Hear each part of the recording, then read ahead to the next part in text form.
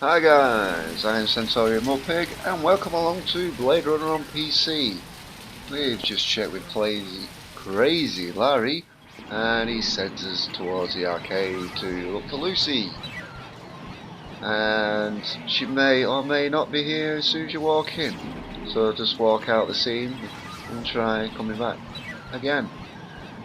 You could go through the Hall of Mirrors, is the direction I went. However, if you do that, it's a long run to get out of there. So I suggest you don't. Anyway, I did, and then went back in the arcade, and there's Lucy. And there's a bit of a throwback to Command & Conquer Red Alert.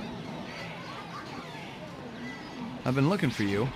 Please, leave me alone. Father told me to watch out for you. I'm not gonna hurt you. Have you always lived on Terra? Yes. Father told me he thought Terra would be so special and beautiful. Birds and flowers and trees and blue water. But it's not like that at all. I don't remember it ever being like that.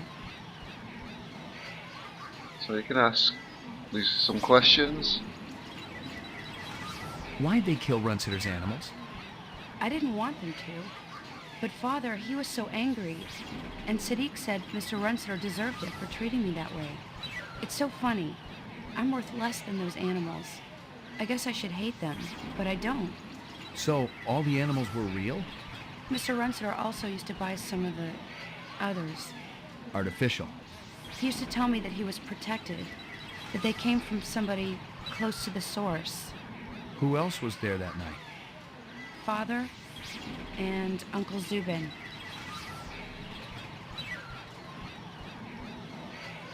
Can you take me to your father?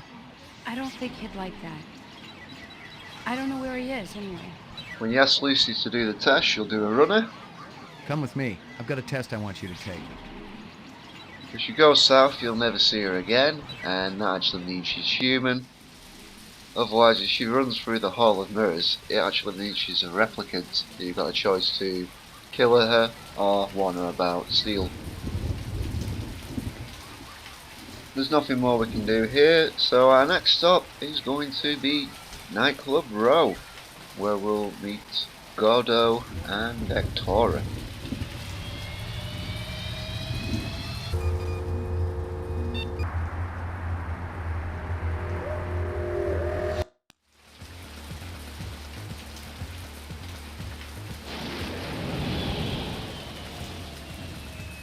On Nightclub Row we've got early queues on the left, and we also have the Taffy Lewis bar on the right. Now in this case I have to go to the bar on the right because going into early queues I can't get any further, as you need to meet early queue, and he isn't there at the moment. So I'm going to go into the bar on the right and we're going to see Gordo there in the red shirt. So we'll go over and have a word with him.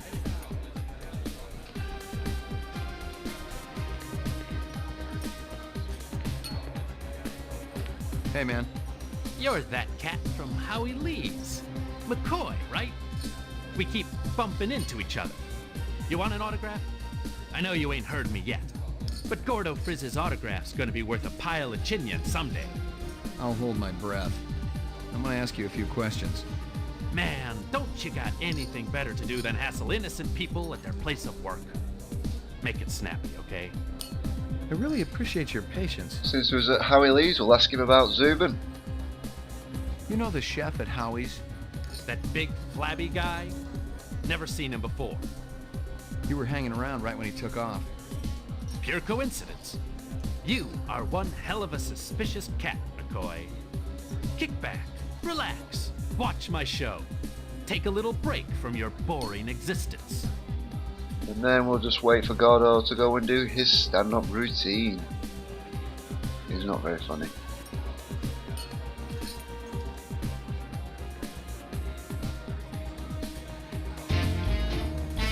Hey, is everybody having a good time tonight?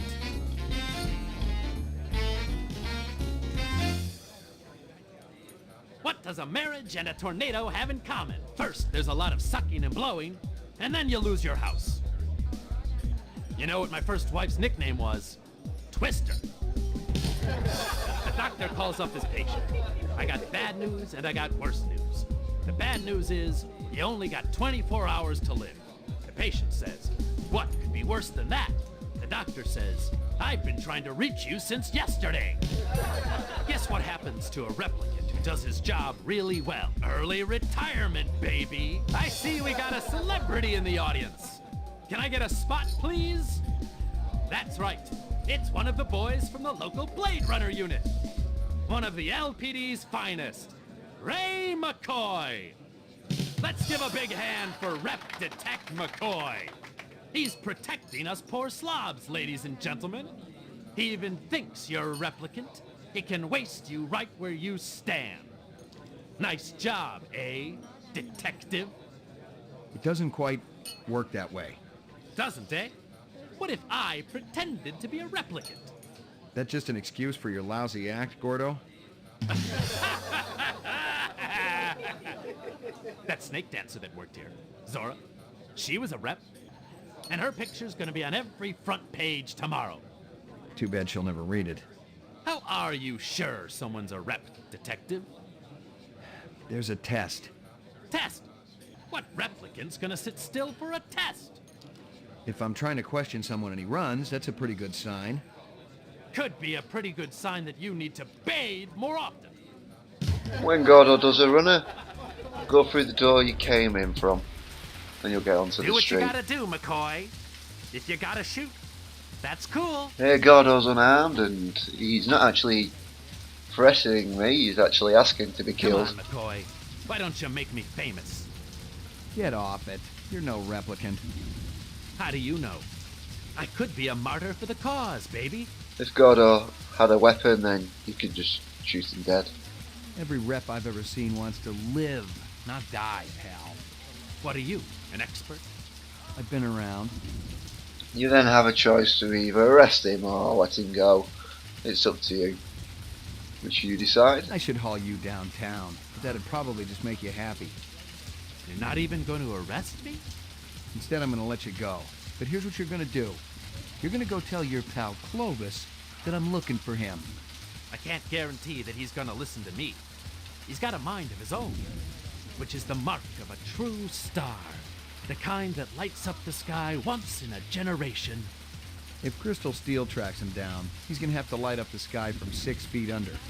Very funny. And that puts Gordo in the clear. That's all for this video. So until next time, guys, this is Centaurian Mugbig saying bye for now.